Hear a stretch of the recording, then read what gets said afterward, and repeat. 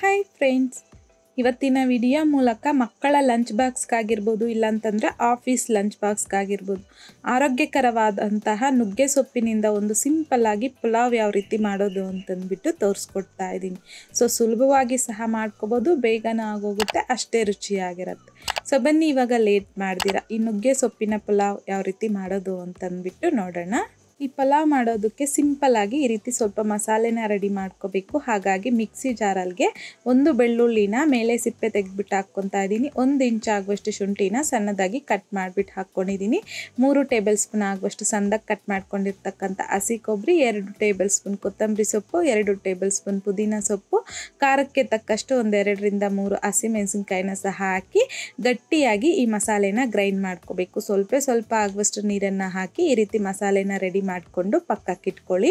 ಈಗ ಕುಕ್ಕರಲ್ಲಿಗೆ 2 ರಿಂದ 3 table spoon ಆಗುವಷ್ಟು ಎಣ್ಣೆ ಜೊತೆಲಿನೇ 1 ಮರಾಠಿ ಮೊಗ್ಗು, 2 ಏಲಕ್ಕಿನ ಸಹ ಹಾಕ್ಕೊತಾ ಇದ್ದೀನಿ. ಹಾಗೇನೆ 1 ಇಂಚ್ ಆಗುವಷ್ಟು ಚಕ್ಕೆ, 4 ಲವಂಗ, ಹಾಗೇನೆ ಅರ್ಧ ಟೀ ಸ್ಪೂನ್ ಆಗುವಷ್ಟು ಜೀರಿಗೆ, 1 ಸ್ಟಾರ್ ಫ್ಲವರು, 1 1/4 ಟೀ ಸ್ಪೂನ್ ಆಗುವಷ್ಟು ಸ್ಟೋನ್ ಫ್ಲವರ್, ಹಾಗೇನೆ 1 1/4 ಟೀ ಸ್ಪೂನ್ ಆಗುವಷ್ಟು ಕಸೂರಿ ಮೇಥಿನ ಸಹ ಹಾಕ್ಕೊತಾ ಇದ್ದೀನಿ.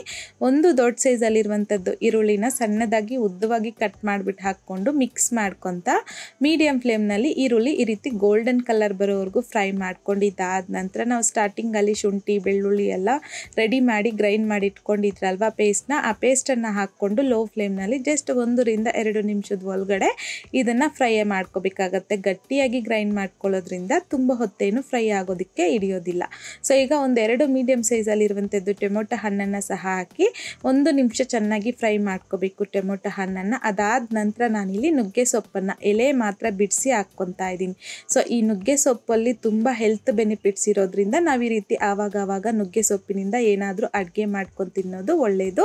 ಸೊ ಇದರಲ್ಲಿರುವಂತಹ ಹೆಲ್ತ್ ಬೆನಿಫಿಟ್ಸ್ ನೋಡೋದಾದರೆ ಇಮ್ಯುನಿಟಿನ ಇಂಪ್ರೂವ್ ಮಾಡೋದಕ್ಕಾಗಿರ್ಬೋದು, ಬೋನ್ ಹೆಲ್ತ್ಗಾಗಿರ್ಬೋದು, ಹಾಗೆಯೇ ಡೈಜೆಸ್ಟಿವ್ ಹೆಲ್ತ್ಗಾಗಿರ್ಬೋದು, ಬ್ಲಡ್ ಶುಗರ್ ಆ್ಯಂಡ್ ಕೊಲೆಸ್ಟ್ರಾಲ್ ಮ್ಯಾನೇಜ್ಮೆಂಟ್ಗಾಗಿರ್ಬೋದು, ಸ್ಕಿನ್ ಆ್ಯಂಡ್ ಹೇರ್ ಹೆಲ್ತ್ಗಾಗಿರ್ಬೋದು, ಹಾಗೆಯೇ ಲಿವರ್ಗಾಗಿರ್ಬೋದು. ಸೊ ಈ ರೀತಿ ನುಗ್ಗೆ ಸೊಪ್ಪಲ್ಲಿ ತುಂಬಾ ಹೆಲ್ತ್ ಬೆನಿಫಿಟ್ಸ್ ಇರೋದ್ರಿಂದ ನುಗ್ಗೆ ಸೊಪ್ಪು ತಿನ್ನೋದು ನಮ್ಮ ಬಾಡಿಗೆ ತುಂಬ ಒಳ್ಳೆಯದು.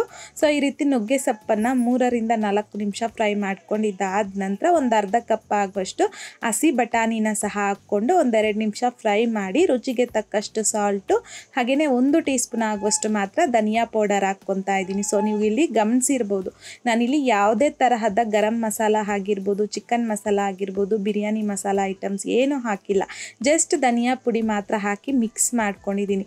ಈಗ 2 ಗ್ಲಾಸ್ ಆಗುವಷ್ಟು ನೀರನ್ನು ಹಾಕ್ಕೊತಾ ಇದ್ದೀನಿ. ಯಾವ ಗ್ಲಾಸಲ್ಲಿ ಅಕ್ಕಿ ತಗೊಂಡಿದ್ದೀನೋ ನಾನಿಲ್ಲಿ ಅದೇ ಗ್ಲಾಸಲ್ಲಿ ನೀರನ್ನು ಸಹ ಅಳತೆ ಮಾಡ್ಕೊಂಡು ತಗೊಂಡಿದ್ದೀನಿ. 1 ಗ್ಲಾಸ್ ಅಕ್ಕಿ ತಗೊಂಡಿರೋದ್ರಿಂದ 2 ಗ್ಲಾಸ್ ಆಗುವಷ್ಟು ನೀರನ್ನು ಹಾಕಿ ಮಿಕ್ಸ್ ಮಾಡಿಕೊಂಡು ನೀರನ್ನು ಐ ಫ್ಲೇಮ್ನಲ್ಲಿ ಚೆನ್ನಾಗಿ ಕುದಿಸ್ಕೊಳ್ಳಿ. ಈಗ ಅಕ್ಕಿನ ಸಹ ಆಲ್ರೆಡಿ ನಾನಿಲ್ಲಿ ವಾಶ್ ಮಾಡ್ಕೊಂಡು ತಗೊಂಡಿದ್ದೀನಿ, ನೆನೆಸಿಲ್ಲ, ಜಸ್ಟ್ ನಾನಿಲ್ಲಿ ಹಾಕೋವಾಗ ಅಕ್ಕಿನ ವಾಶ್ ಮಾಡಿಬಿಟ್ಟು ಹಾಕ್ಕೊಂಡಿದ್ದೀನಿ. ಹಾಗೆಯೇ ಫ್ಲೇವರ್ಗೋಸ್ಕರ 1 ಟೇಬಲ್ ಸ್ಪೂನ್ ಆಗುವಷ್ಟು ತುಪ್ಪನ ಸಹ ಹಾಕಿ ಒಂದ್ಸಲ ಚೆನ್ನಾಗಿ ಮಿಕ್ಸ್ ಮಾಡ್ಕೊಳ್ಳಿ. ಸೊ ಈ ರೀತಿ ಮಿಕ್ಸ್ ಮಾಡ್ಕೊಂಡಿದ್ದಾದ ನಂತರ ಈ ಟೈಮಲ್ಲಿ ನಿಮ್ಗೆ ಏನಾದರೂ ಸಾಲ್ಟು ಖಾರ ಕಡಿಮೆ ಇದ್ದರೆ ಅಡ್ಜಸ್ಟ್ ಮಾಡಿಕೊಂಡು ಕುಕ್ಕರ್ ಲಿಡ್ನ ಕ್ಲೋಸ್ ಮಾಡ್ಕೊಂಬಿಡಿ. ಈಗ ಮೀಡಿಯಂ ಫ್ಲೇಮ್ನಲ್ಲಿ 2 ವಿಷಲ್ ಬರೋವರೆಗೂ ಬಿಡಬೇಕು. ಸೊ ಈ ರೀತಿ 2 ವಿಷಲ್ ಬಂದಾದ ನಂತರ ಈ ವಿಷಲ್ ಪೂರ್ತಿಯಾಗಿ ತಣ್ಣಗಾಗಲಿಕ್ಕೆ ಬಿಟ್ಟು ಆಮೇಲೆ ನಾನಿಲ್ಲಿ ಕುಕ್ಕರ್ ಲಿಡ್ನ ಓಪನ್ ಮಾಡ್ಕೊತಾ ಇದ್ದೀನಿ ನೋಡಿ. ಸೊ ಈಗ ಈ ರೀತಿ ಒಂದ್ಸಲ ರೈಸ್ನ ಎಲ್ಲ ಮಿಕ್ಸ್ ಮಾಡ್ಕೊಳ್ಳಿ ನೀಟಾಗಿ. ಸೊ ಬಿಸಿ ಮೇಲೆ ಜಾಸ್ತಿ ಮಿಕ್ಸ್ ಮಾಡ್ಕೊಳ್ಳೋದಕ್ಕೆ ಹೋಗಬೇಡಿ, ಮುದ್ದೆ ಥರ ಅನಿಸ್ಬಿಡುತ್ತೆ. ಸೊ ಈ ರೀತಿ ನಿಧಾನವಾಗಿ ಲೈಟಾಗಿ ಎಲ್ಲ ನೀಟಾಗಿ ಮಿಕ್ಸ್ ಮಾಡ್ಕೊಂಡಿದ್ದಾದ ನಂತರ ನಮಗಿಲ್ಲಿ ನುಗ್ಗೆ ಸೊಪ್ಪಿನ ಪಲಾವ್ ಅನ್ನೋದು ರೆಡಿಯಾಗೋಗುತ್ತೆ. ಸೊ ಯಾವಾಗಲೂ ಒಂದೇ ಥರ ರೈಸ್ ಐಟಮ್ಸ್ ತಿಂದು ಬೇಜಾರಾದಾಗ ಆರೋಗ್ಯಕರವಾಗಿ ಈ ರೀತಿ ನುಗ್ಗೆ ಸೊಪ್ಪಿನಿಂದ ಪಲಾವ್ನ ಒಂದ್ಸಲ ಟ್ರೈ ಮಾಡಿ ನೋಡಿ, ತುಂಬಾ ಚೆನ್ನಾಗಿರುತ್ತೆ. ಮಕ್ಕಳು ಲಂಚ್ ಬಾಕ್ಸ್ಗೂ ಅಷ್ಟೇ ಕಳಿಸ್ಕೊಟ್ರೆ ಮಕ್ಕಳು ಅಷ್ಟೇ ತುಂಬ ಇಷ್ಟಪಟ್ಟು ತಿಂತಾರೆ. ಸೊ ನೋಡಿದ್ರಲ್ಲ ಫ್ರೆಂಡ್ಸ್, ಇವತ್ತಿನ ವಿಡಿಯೋ ಮೂಲಕ ನುಗ್ಗೆ ಸೊಪ್ಪಿನ ಪಲಾವ್ ಯಾವ ರೀತಿ ಮಾಡೋದು ಅಂತಂದ್ಬಿಟ್ಟು ಈ ವಿಧಾನದಲ್ಲಿ ನೀವು ಮನೇಲಿ ಒಂದ್ಸಲ ಟ್ರೈ ಮಾಡಿ ನೋಡಿ. ಟ್ರೈ ಮಾಡಿದ್ದಾದ ನಂತರ ನಿಮಗೂ ಸಹ ಟೇಸ್ಟ್ ಯಾವ ರೀತಿ ಬಂತು ಅಂತಂದ್ಬಿಟ್ಟು ಮರಿದೆ ನನಗೆ ಕಾಮೆಂಟ್ ಬಾಕ್ಸಲ್ಲಿ ಕಮೆಂಟ್ ಮಾಡಿ, ಲೈಕ್ ಮಾಡಿ, ಶೇರ್ ಮಾಡಿ. ಮತ್ತಷ್ಟು ಈಸಿ ಆ್ಯಂಡ್ ಸಿಂಪಲ್ ಕ್ವಿಕ್ ರೆಸಿಪೀಸ್ಗೋಸ್ಕರ ದಯವಿಟ್ಟು ನೀವಿನ್ನೂ ನಮ್ಮ ಮೆಗಾಶ್ರೀಸ್ ಕಿಚನ್ ಚಾನಲ್ನ ಸಬ್ಸ್ಕ್ರೈಬ್ ಮಾಡಿಲ್ಲ ಅಂತಂದರೆ ಸಬ್ಸ್ಕ್ರೈಬ್ ಮಾಡಿ.